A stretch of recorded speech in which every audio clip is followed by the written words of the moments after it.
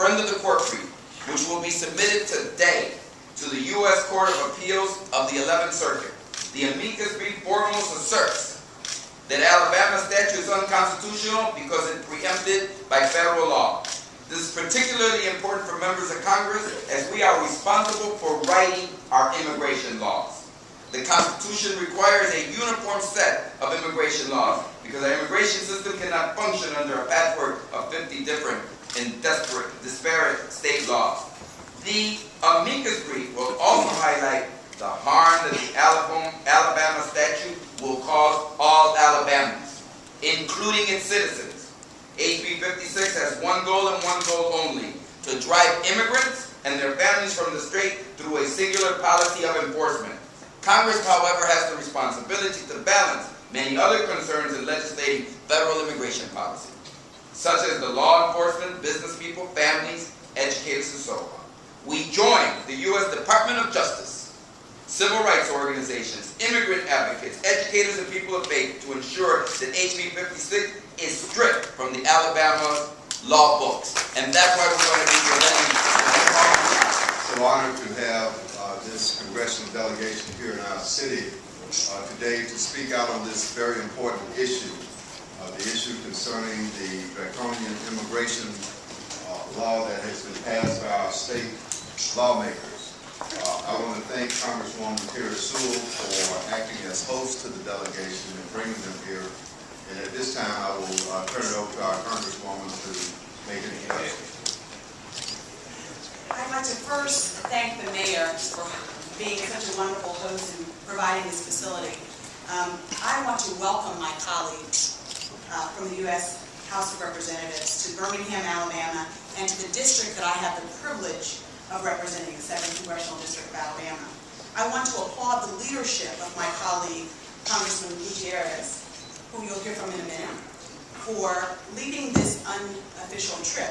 I thank him for his efforts to bring awareness of this issue, and I also want to thank all of my colleagues who are present here and those who are making their way here for coming to Alabama today to hear firsthand the effects of Alabama's immigration policy and this law on families, our communities, and our businesses. Now, this delegation is a diverse group. We're 10 of us strong, and we represent a variety of states. I will let everyone introduce themselves later. We also represent a number of the caucuses in the House, the Congressional Hispanic Caucus, the Congressional Black Caucus, the Congressional Progressive Caucus.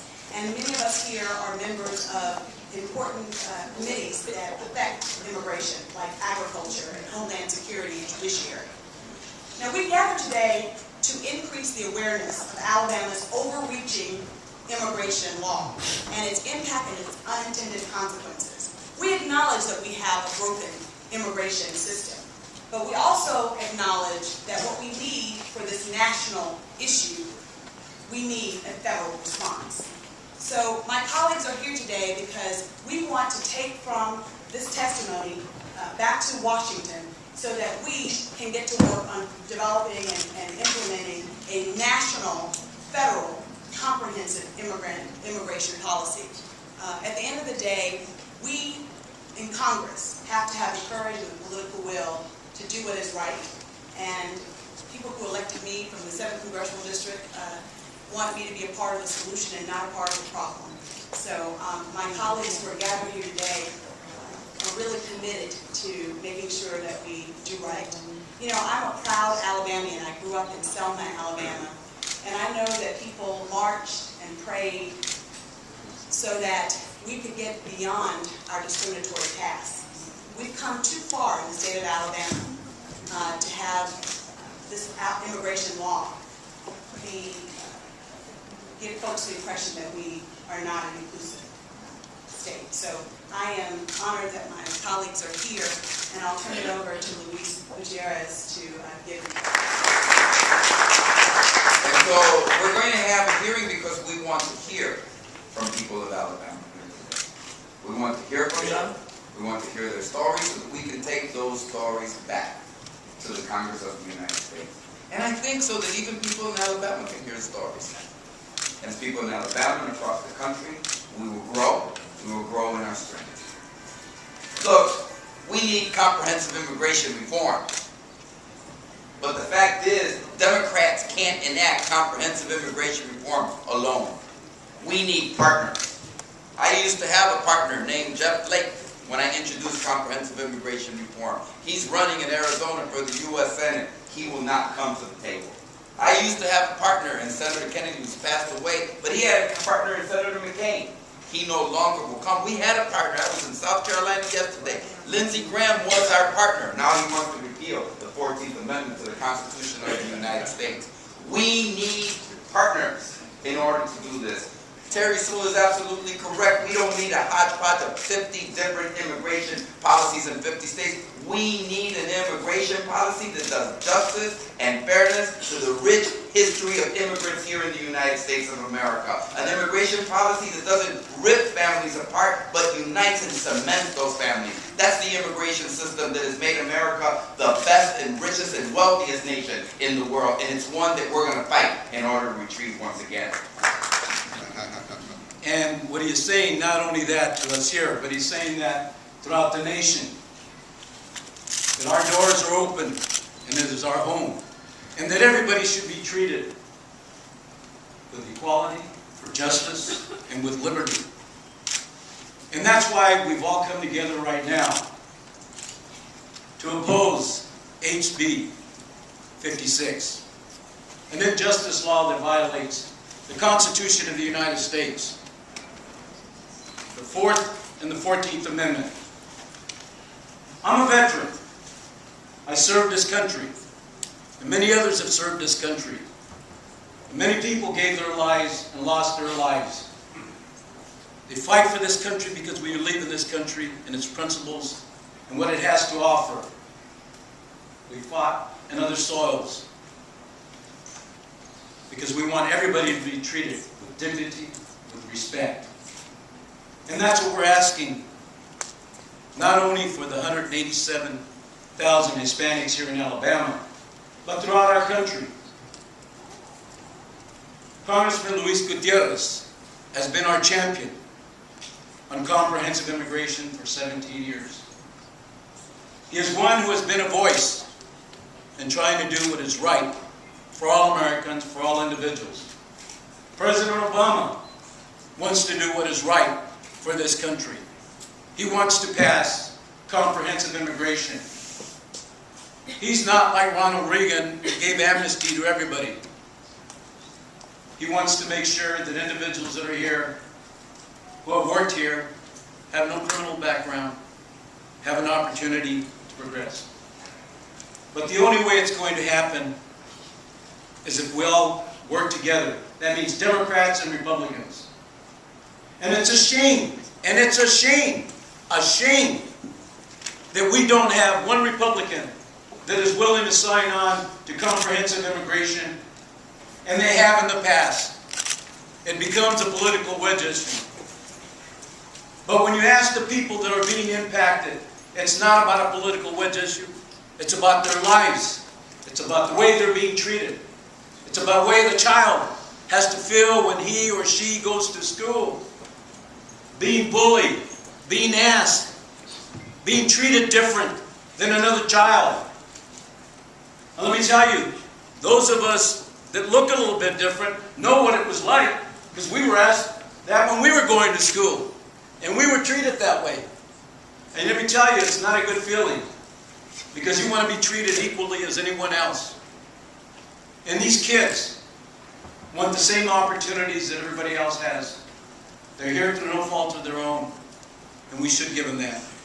And for parents who want a job, an opportunity, and to be with their families, God willing, with all of us united, that we'll do what's good for this country, what's good for America, and we'll pass comprehensive immigration with the leadership of Luis Gutierrez. Thank you very much. To the mayor and our colleague Terry, just thank you very much for your hospitality and embracing what truly is an injustice. But we don't come here to be critical of legislators here in Alabama who are trying to find in some way, imprudently I will say, a solution to situations that are facing many individuals in this state. But it's the wrong way to go about it. I will tell you now, we're here to listen to everyone that is being been impacted. And out of economic necessity, we truly believe that what is going on in Alabama doesn't inure to the benefit of anyone in Alabama. That's what we're trying to show. But we want the dialogue because we want to go and have these shared concerns, but come to some sort of conclusion and consensus about a true remedy and solution. And Luis has already pointed out, he's been working on it for 17 years, the solution is comprehensive immigration reform that actually will address all of the ills, all of the problems that this ill-conceived law attempts to remedy. So I'm hoping that this will be an experience for all of us that is positive for everyone, even those that today may be proponents of HB56. We're here to talk, but we're also here to solve the issues and the problems. All of us have so much more in common than that which differentiates us. And that's probably what I'm hoping the final message will be. Here today. I have had the honor to serve on the Immigration Subcommittee for a number of years and chaired the subcommittee for two. And as I was listening to Congressman Gutierrez speak, I was reminded of a witness that we had before the committee when I chaired the subcommittee, and that was Dr. Richard Land, the president of the Southern Baptist Convention. And he came to us and he said, you know, for many years, America has had two signs at the southern border. One said, no trespassing, and the other said, help wanted. And as a consequence of our dysfunctional immigration system, we have many hard-working people who have been here for many years, who have contributed to our country, whose children are Americans, who are now afraid to be seen in public. That's really not the America I know. A lot of people say, well, if people would just come legally, I'd be okay with that. And I always believe people when they say that, but they may not know that it's almost impossible in some cases to come here legally. We have about 2 million farmers in America. And how many permanent residence visas are available a year for people without a college diploma? 5,000. So obviously, we haven't set up a system except to be as it is. Congressman Gutierrez is right, and as a leader in the reform movement, we know that it is our job to reform the law, and we need to do that on a bipartisan basis. Democrats can't do it alone. But today we're here to hear the human stories, the impact of what is happening here in Alabama.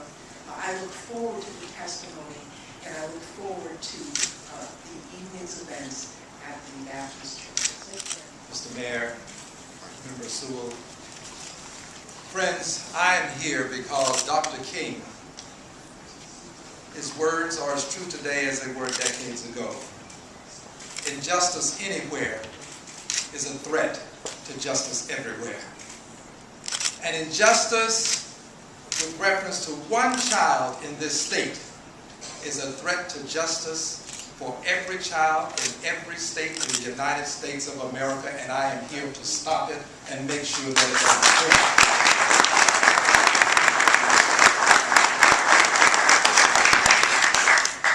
occurring. Injustice against one person who is racially profiled is a threat to every person in every state, regardless of your ethnicity, because racial profiling is wrong.